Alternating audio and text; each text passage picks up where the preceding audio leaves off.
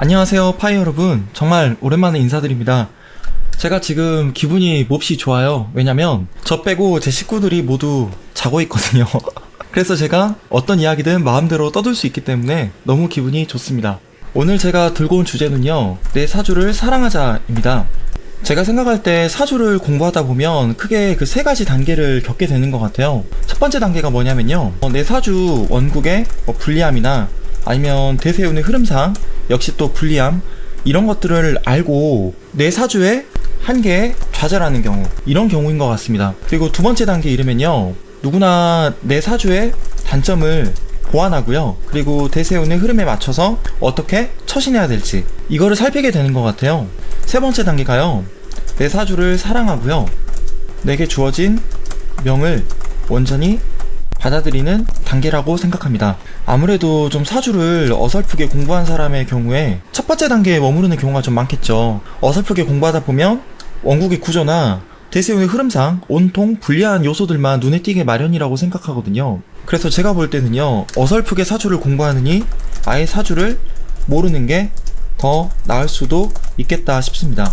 어쨌든 이 첫 번째 단계에 머무르는 사람은요, 제가 볼 때 명리 상담을 받다가 겁을 집어먹거나 오지 않은 미래에 대해서 지레 딱 겁먹으면서 불안해하거나, 아니면 상담을 할 때 내가 평생 얼마만큼의 돈을 모을 수 있을지, 아니면 30-40년 후에 다가올 말년은 괜찮을지, 이런 것들을 좀 물어보는 경우가 있는 것 같아요. 정말 죄송한 이야기지만 우리 이 넓은 우주는요, 파이 여러분들께서 과연 부자가 될 수 있는지, 아니면 저 높은 사회적 지위를 거머쥘 수 있을지, 이런 것 따위에 대해서는 일말의 관심도 없습니다. 종언하면 이 첫 번째 단계에 머무르는 분들의 경우에는요, 아예 사주를 보러 가시지 않는 게 더 나을 것 같아요. 그리고 이 단계에 머무르고 있으면서도 용감하고 무식하게 다른 사람의 사주를 보는 분들이 있을 수도 있잖아요. 이런 분들에게는 절대로 점쟁이 흉내를 내지 말라고 제가 조언을 감히 드리고 싶습니다. 제가 사주를 어설프게 공부한 분들의 경우에 대다수 첫 번째 단계에 머무르는 경우가 많다고 했잖아요. 그런데 그 명리학의 고전이죠.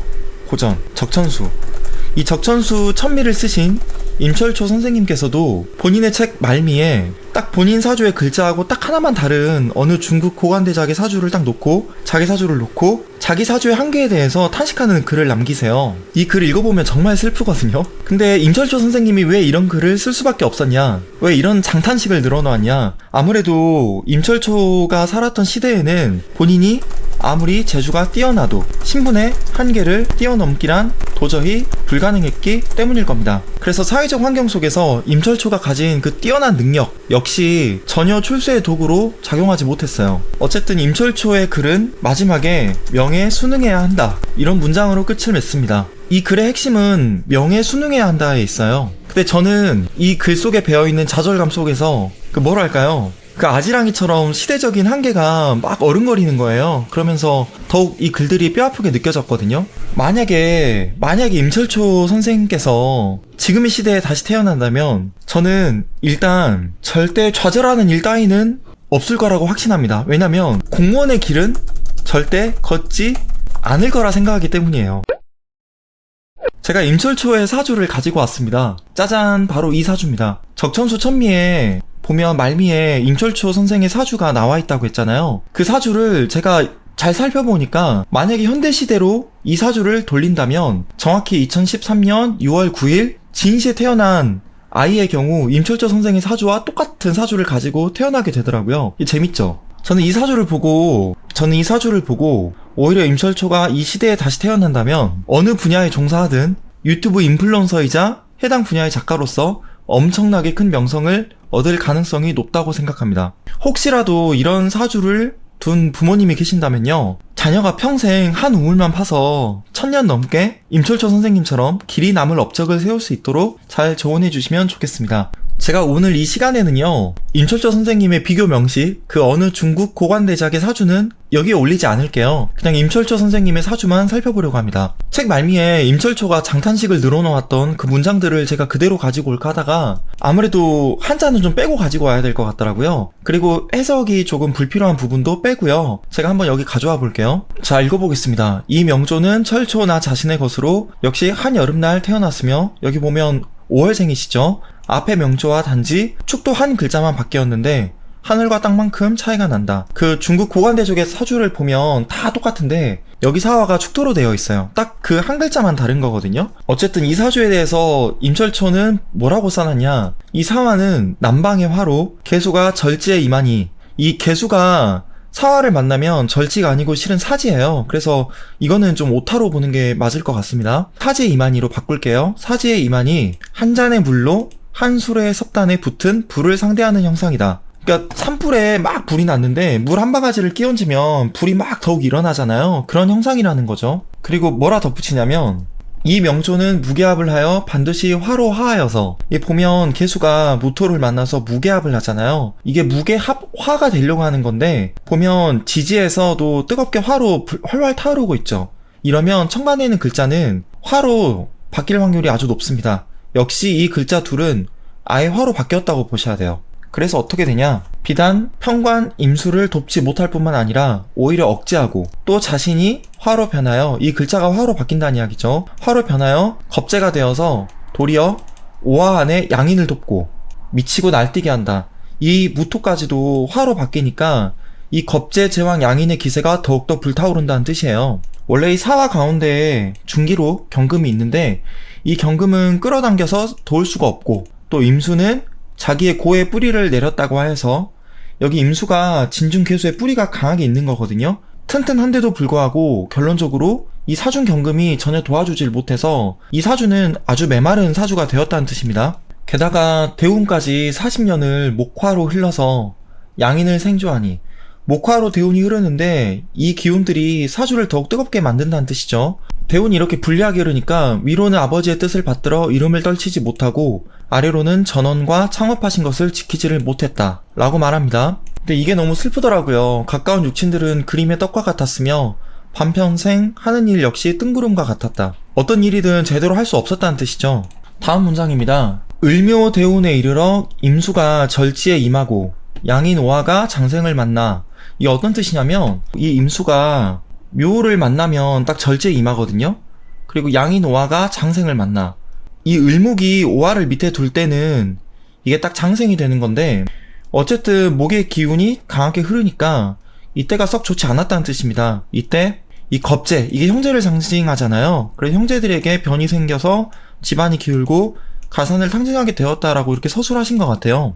그 위에 더 기억나는 것이 있으니 내가 아직 명을 공부하기 전에 다른 사람에게 명을 본즉 하나의 허황된 칭찬으로 명예와 부가 마음대로 될 것이라고 하였으나 마침내 후일의 털끝만큼도 맞는 바가 없었으므로 어찌 괴롭지 않겠는가. 또한 나의 천성은 편향되고 외골수라 성실한 것은 좋아하고 허황하고 뜬 것은 좋아하지 않아서. 이게 어떤 뜻이냐면요, 이게 보면 병호일주잖아요. 화의 기운이 이렇게 가득하면 표정에서 감정 변화를 숨길 수가 없어요. 그리고 자기의 속마음을 역시 숨길 수가 없습니다. 이 성실한 게 뭐냐면 자기의 생각을 그대로 드러낼 수밖에 없다라는 뜻이에요. 여기서 말하는 이 뜻은. 그래서 당연히 아첨할 수도 없고, 또 본인이 굽힐 때는 굽혀야 되는데 그러질 못해서 오만해서 사람들하고 좀 많이 부딪히셨나봐요.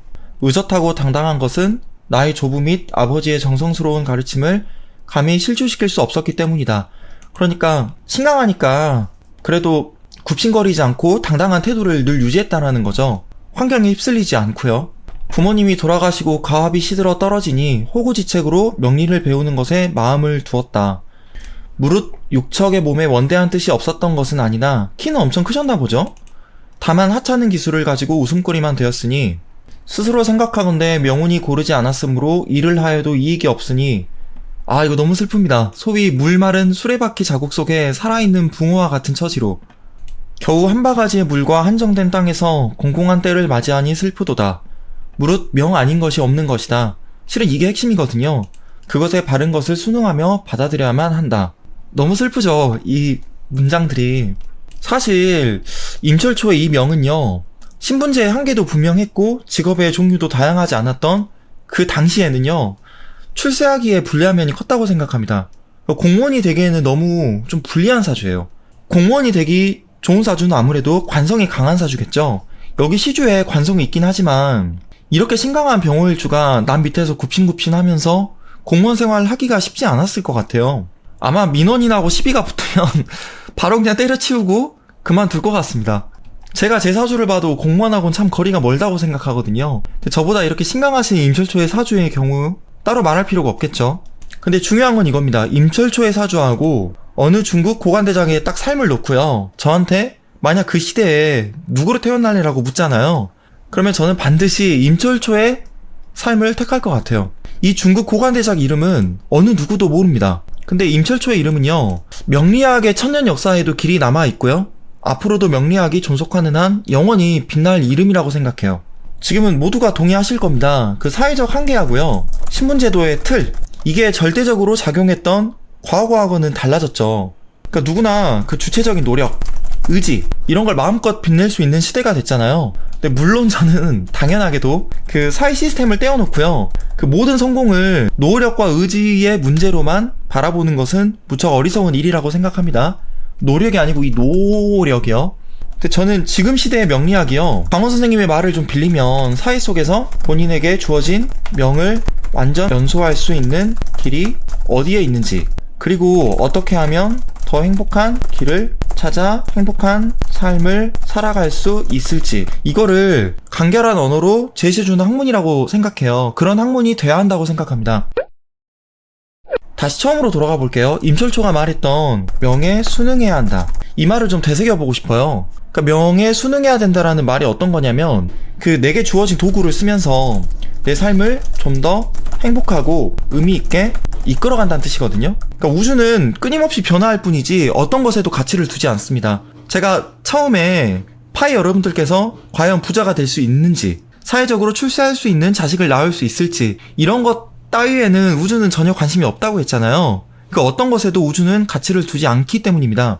그런데 명예 순응하면서 사는 사람은 남들이 볼 때 아무리 하찮은 일을 한다고 하더라도 자기가 하는 일에 만족하고 자기의 삶에 만족하면서 큰 일에도 결코 흔들리지 않습니다. 그러니까 자기 명을 온전히 이해한 자는 제가 볼 때 어떤 삶을 살든 간에 본인이 이 넓은 우주 속에서 홀로 좀 빛나는 존재, 존엄한 존재라는 거를 깨닫게 되는 법이라고 생각해요. 만약 임철초가 지금 시대에 다시 태어난다면 지금 13살의 아이로 자라나고 있을 수 있겠죠? 사주만 똑같다고 보면요. 사주는요, 내 사주에서 넘치는 기운을 운에서 만날 때 운이 좀 불리하게 흐릅니다. 대운을 보면 목화로 흐르니까 이 40년은 어떻게 보면 아주 불리하다고 할 수 있어요. 특히 이 30대 대운의 마지막 5년, 이 인목은 인호합이 돼서 화로 또 바뀌죠. 엄청 불리하겠죠? 대운은 이렇게 보이지만 세운은 어떤가요? 보면 16, 17, 18, 19, 20, 이때는 또 엄청 유리하게 흐르잖아요. 공부만 열심히 한다면 전 이때 정말 명문대에도 쉽게 지나갈 수 있을 거라고 생각합니다. 대운은 좀 불리하지만 세운이 워낙 환상적이기 때문에 퍼포먼스가 크게 날 수도 있거든요. 그리고 물론 22세 때부터 해가지고는 운이 좀 많이 불리하게 흐르죠. 임철초 선생님의 경우 이때 형제에게 좀 병고가 생겨서 집안이 많이 기울었다고 하시잖아요. 근데 보면 또 이때 운이 기가 막히죠. 그러니까 이럴 때 큰 퍼포먼스를 낼 수 있어요. 저는 이렇게 화가 강한 경우에는 자기를 드러내는 일을 하면서 열심히 행복하면서 살아갈 수 있다고 생각합니다. 그래서 제가 아까 유튜브 인플루언서로 일을 한다면 그걸 발판으로 삼아서 자기 분야에서 크게 성공할 수 있겠다라고 생각했거든요. 아마 이때 대운이 좀 불리하게 흐른 이후에 임철초가 이거 무게합돼 가지고 역시 좀 불리하게 흐르긴 하네요. 이 이후에 명리학을 가지고 엄청난 업적을 남기지 않았을까 싶어요. 그러니까 이 사주와 똑같은 아이를 두고 계신 부모님이 있다면 한 분야에 한 우물만 파괴하시면요, 아마 엄청난 업적을 쌓을 수도 있을 거라고 생각합니다. 그때 당시에는 임철초가 할 수 있는 일이 공무원밖에 없었잖아요. 그 시대에서는. 그러니까 관직을 얻지 못했기 때문에 이 명을 온전하게 필 수 없었는데, 그나마 임철초 선생께서 명리학을 자기 도구로 삼아서 역사에 길이 남을 업적을 쌓은 게 아닌가 생각해요. 제가 늘 하는 말 있죠. 세상에는 절대 완벽한 사주란 있을 수 없다. 그러니까 주어진 명은 딱 고정되어 있지만 다가오는 운에 따라서 얼마든지 다른 삶의 양상을 본인이 노력과 의지로 펼쳐나갈 수 있기 때문입니다. 그래서 우리는 이 주어진 명하고 다가오는 운을 합쳐서 뭐라고 하죠? 운명이라고 하잖아요. 우주의 모든 것들이 시시각각 변하는데 어떻게 이 개인의 운명 따위가 딱 고정불변한다고 말할 수 있겠어요? 그러니까 명리학은 음과 양의 변화에 바탕을 둔 학문이잖아요. 그래서 저는 다른 사람은 몰라도 이 명리학을 공부하는 사람이 운명이 절대적으로 고정되어 있다라고 말하는 것만큼 무식한 말이 없다고 생각합니다. 이거 정말 무식하기 짝이 없는 말이거든요. 엄청난 사기이기도 하고요. 명리학을 조금 더 깊이 공부하면요, 자기 사주의 단점을 보완하고요, 그리고 대세운의 흐름을 살펴서 조금 더 지혜롭게 행동할 줄 알게 됩니다. 만약에 곧 비가 오고 뭐 태풍이 불어닥칠 걸 알고 있어요. 알게 됐습니다. 그런데 내가 우산도 없이 밖을 나가는 거하고 우산이라도 들고 밖을 나가는 거하고 중요한 일을 미룬 다음에 집에서 태풍을 대비하는 것에는 엄청난 차이가 있겠죠. 사실 명리학의 핵심은 충하고 합, 그리고 이를 통해서 달라지는 대운과 세운을 살피는 것에 있거든요. 그러니까 이 대운과 세운이 나에게 유리한지 아니면 불리한지를 살펴서 나아갈 때 나아가고 물러날 때 물러나야 된다는 이야기죠. 이게 어떻게 보면 명리학의 역설입니다. 그러니까 기신이라고 하죠. 임철초의 사주로 치면 화죠. 너무 넘치잖아요. 이 기자가 안 그래도 한자로는 이 꺼릴 기자예요. 그래서 내 사주에서 넘치는 기운을 더욱 넘쳐나게 하는 이런 기운을 운에서 만나면 운이 불리하게 흐릅니다. 그런데 놀라운 게 뭐냐면 기신이라고 해서 내가 버리고 꺼려야 할 기운이라고만 볼 수 없다는 사실이에요. 나한테 넘치는 기운이다 보니까 역설적으로 나한테 가장 익숙하고요. 그리고 내가 동시에 가장 잘 쓸 수 있는 기운이 될 수도 있기 때문입니다. 임철초의 경우에는 이 겁재의 제왕 양이 있죠. 이게 뭐냐면 프로페셔널의 별이잖아요. 한 분야에서 전문가가 될 수 있는 엄청난 힘입니다. 물론 임철초가 이 당시에는 공무원이 될 수 없었어요. 관직은 얻지 못했지만 자기를 홀로 일으켜 세울 수 있는 이 엄청난 힘으로 명리학의 천년 역사의 길이 남을 업적을 세웠다는 거죠. 이게 이 명식의 하이라이트입니다. 내 사주에서 내가 부족하기 때문에 운에서 만나면 유리하게 흐르고, 그리고 내가 부족하기 때문에 내가 추구해야 되는, 왜냐면 내가 부족하기 때문에 그 기운이 들어오면 내 사주의 밸런스가, 내 사주의 조화가 잘 이루어질 거잖아요. 그걸 우리가 쓸 용자를 써서 용신이라고 하죠. 저는 어떻게 이걸 설명하냐면요, 귀신은 나의 도구고 용신은 나의 무기다 라고 설명합니다. 제가 이 문장을 정말 좋아해요. 올해 말에 나올 제 책에도 이 문장을 활용해서 자세히 좀 서술하려고 하거든요. 어쨌든 만약에 여러분들께서 지금 사주를 공부하고 계신다고 한다면 여러분들께서는 사주를 공부한 후에 본인의 사주를 긍정하는 사람이 되고 싶나요? 아니면 부정하는 사람이 되고 싶나요? 본인의 사주를 긍정한다는 거는 자기 명을 온전히 받아들이게 된다는 뜻입니다. 그리고 저는 자기 명을 온전하게 받아들이게 되는 분이라면 종국에는 자신의 사주 또한 깊이 사랑하게 될 거라고 생각해요. 제가 하나 고백할게요. 제가 병호일주잖아요. 근데 저는 명리학을 공부하던 초기에 그 병호일주라고 하는 제 일주조차 정말 마음에 들어하지 않았습니다. 왜냐면 제가 좀 성급해요. 그리고 감정의 파도에 자주 휩쓸립니다. 근데 그런 저를 이 일주가 너무 명확하게 규정하는 것처럼 느껴졌거든요. 그런데 지금은 이 명리학의 위대한 업적을 세운 임철초하고 우리 그 삼국지의 브레인 있죠. 누구죠? 제갈량이죠. 제갈량이 병호일주라는 걸 제가 알게 되고 나서 얼마나 뿌듯한지 모르겠어요. 영상에서도 느끼셨겠지만 저는 누구보다도 제 사주를 사랑하는 사람입니다. 앞으로 다가올 운이 늘 우호적이지는 않거든요. 그래도 그 큰 흐름 속에서 내가 어떻게 하면 더 행복한 삶을 살아갈 수 있을지, 이거를 제가 명리학을 통해서 어느 정도 깨달았다고 생각해요. 사주가 없는 인간은 존재하지 않잖아요. 그리고 같은 사주라고 하더라도 그 펼쳐지는 삶의 양상은 주어진 환경에 따라 얼마든지 달라질 수 있겠죠. 근데 그 삶의 양상을 정말로 달라지게 만들고 싶다면 어떻게 해야 되냐면요, 내가 개입해야 합니다. 이 주체의 의지가 개입해야 돼요. 그래야 그 다양한 가능성 속에서 내게 주어진 삶을 더 나은 양상으로 흐르게 만들 수 있습니다. 여기 여러분들이 잘 아시는 제 사주를 가지고 왔습니다. 저는 1985년 9월 4일 미시생입니다. 양력이에요. 을축년 갑신월 병호일 을미시의 사주를 가지고 있습니다. 그런데 제가 전에 한번 했던 이야기인데요, 85년 9월 4일생으로 저하고는 3주가 분명히 같겠죠. 제가 그분의 시간은 모릅니다. 그 어떤 방송인을 새로 알게 됐어요. 그런데 그분도요, 대기업을 다니다가 퇴사를 한 후에 그 청년들의 고민을 들어주는 상담소를 운영하면서 사회적 활동가로 왕성하게 활동하고 있는 분이었습니다. 그리고 제가 아는 이 사주 구조와 비슷한 분을 알게 됐는데, 이분은 지역에서 활동하는 활동가예요. 근데 이분도요, 저보다 한 살 나이는 많은데 어쨌든 사주 구조가 시간은 모르고 저와 연주, 월주, 일주는 비슷합니다.